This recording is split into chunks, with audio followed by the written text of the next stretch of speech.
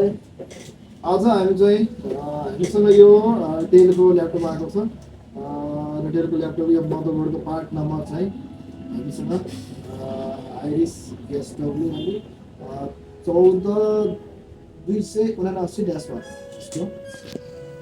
14279-1 रहेको छ र यसमा चाहिँ प्रब्लम के आएको छ भन्दाखेरि साउन्ड जुन साउन्ड हुन्छ यो साउन्ड चाहिँ हामीलाई क्रस आइरहेको छ, साउन्डमा चाहिँ क्रस आइरहेको छ र यसमा सबै हामी ड्राइभर हालेर ओएसहरू सबै हाल्यौँ बट सबै गर्दा पनि यसमा जुन साउन्डको प्रब्लम थियो त्यो चाहिँ सल्भ भएको छैन र अहिले चाहिँ हामीले के गर्यौँ भन्दाखेरि यसको जुन आइसीहरूमा रिक्वायरमेन्ट थियो लगभग पुगिसकेको थियो अनि त्यो पुग्दा पनि साउन्ड नआएको कारणले गर्दा यसको चाहिँ हामीले आइसी चाहिँ चेन्ज गर्न लागेको छौँ।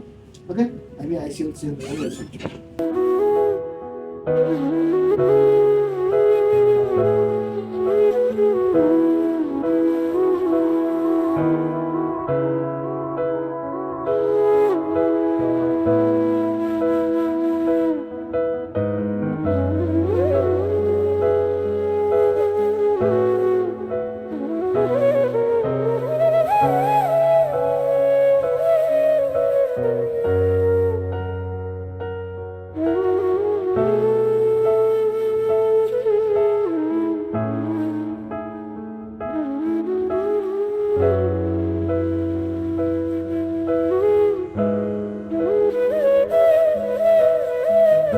अब यो चाहिँ हामीले पुरै आइसी चेन्ज गरेर हामीले हेरेका छौँ।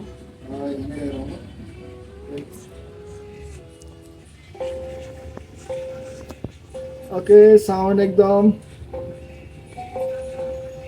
अघि यहाँनिर क्रस आइरहेको थियो, अहिले साउन्ड पनि आइरहेको छ। ओके, ल तपाईँहरू पनि ल्यापटपमा यस्तै साउन्ड प्रब्लम छ, ल्यापटप अन भएन, ल्यापटपको स्क्रिन गयो, ल्यापटप बन्दै बनेन, रिपेयर गर्ने ठाउँ कहाँ हो भन्नुहुन्छ भने पुरै फुल हाम्रो ल्यापटपको प्लस डेस्कटपको तपाईँको मदरबोर्डदेखि लिएर मदरबोर्ड भन्नाले चिप लेभलको कामदेखि लिएर बेसिक एडभान्स सबै हामीले के छ काम गर्ने गर्छौँ।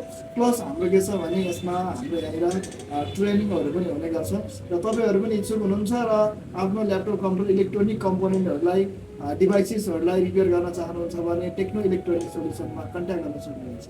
Okay, by.